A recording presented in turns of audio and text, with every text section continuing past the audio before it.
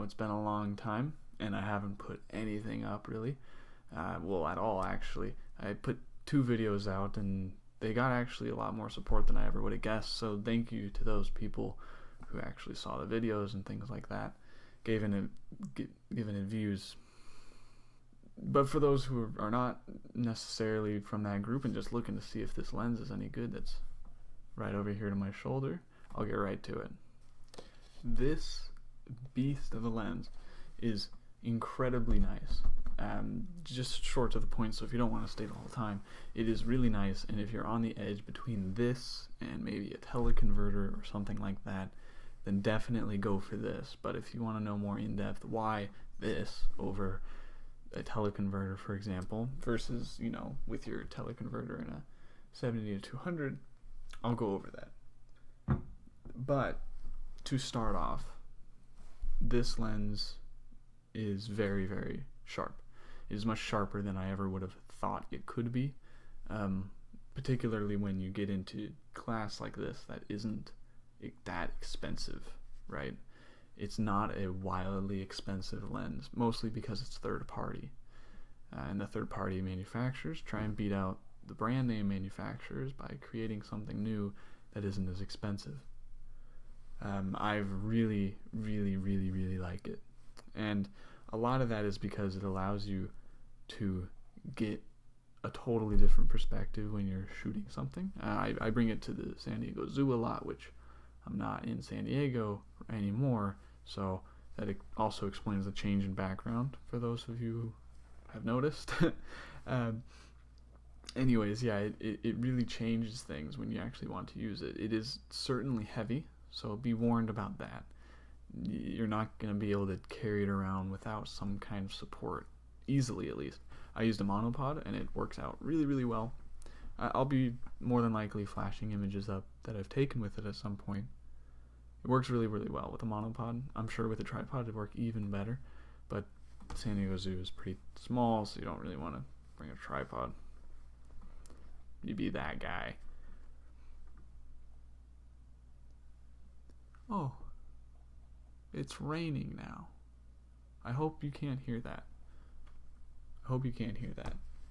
Anyways, in short, I have a video on it, but in short, the reason I don't like teleconverters for me is that the image quality, both through the crop and through compensating with ISO, it's just too severe for me.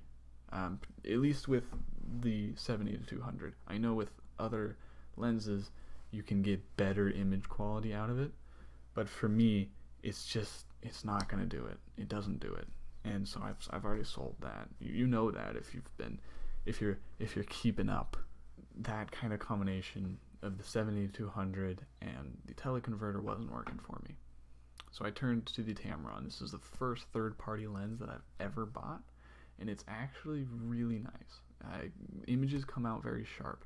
Not as sharp as a 70-200 is alone, right? If you're just taking like a portrait with it, it's not quite that sharp, but it is significantly more sharp than the teleconverter with the 70-200, like hands down. It's also sharper than I think a lot of like the 135 to like a zoom lens like that. I think it's on par sharpness wise. Though I'm not 100% sure on that. I haven't like done a side-by-side test, but I am certain that it is sharper than the 70-200 with the teleconverter, and like considerably so. So that's good, right? I'm more than happy with all the images that I get with it. It's significantly more usable than the teleconverter ever was, and that was my main beef, right? Because I went off of the teleconverter looking for something that I can latch on to, right? Something that I can use for a similar purpose. Aperture goes from 5 to 6.3, right? Yeah, that's the one. So 5 to 6.3, and this isn't as bad as you may think. Now, I mean, when you get your first 2.8 glass, you're really addicted to it for a while, but having that aperture actually helps the camera lens a lot, because when you're at 600, the compression really squeezes out things that you would normally get rid of with, aperture, provided that light is not an object here. It's just compression and depth of field. It really helps out with that. You do have to use a little bit more ISO, so I wouldn't count on this to save the day if you don't already have like a full frame sensor and you don't have like the ISO capability. I have a 6D Mark II, so it's enough. It's plenty even, actually. If you had a little bit less of one of those, you probably could get away with it and at least maintain a high expectation when it comes to your images. But when you're at 600 and you compress everything that you don't want in there anyways, and you're focused on something, it looks beautiful and it works really well. The colors come through really well. I haven't noticed any severe vignetting or anything like that.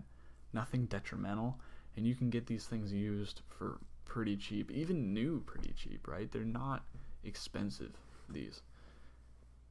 I have not used the Sigma alternative. They have a 150-600, and I have heard it's great, but this one is a little cheaper, and so I'm kind of leaning to this one because how much better can the other one actually be without being significantly more expensive? And I mean, what is it getting you, I guess is what I'm saying, is what is the difference in price really going to get you? Overall, I'm stoked with this. I think it's a great lens. I've used it even with video with it, and it's very stable, particularly when you have the IS on in this. The IS is very good. It kind of,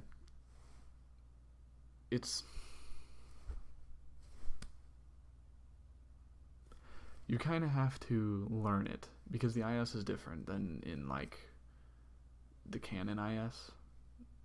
When you use the 7200, for example, kind of just smooths it out, right? All your movements. But the IS in the Tamron is a little choppier, so it'll kind of grab the image before you, it'll grab it and hold it for a second, and then kind of adjust. It's hard to explain, and it's even hard to show in video. I've taken some trying to get that feel. Doesn't really work. But the IS works in itself quite well. You can use it to take images very well, particularly when you have a monopod or a tripod or something. Hand holding this thing is not easy. It's not light, guys. It's a long piece of glass. Oh my god, I'm so sorry. Right? It's no joke. Especially when it extends, right? And when it does that, it shifts a lot of the weight because the front element is so dang big. It shifts a lot of that weight forward. Okay? And so that's why it has 3 pegs here on the tripod mount. So that way you can adjust where the tripod is actually going depending on what length you're shooting at. I usually just throw it on the end because I'm pretty much always at 600 with this thing. And for those asking, the aperture switches over at 450. So you can shoot at 5 until you're at 450 millimeters, and then it will switch over to the 6.3.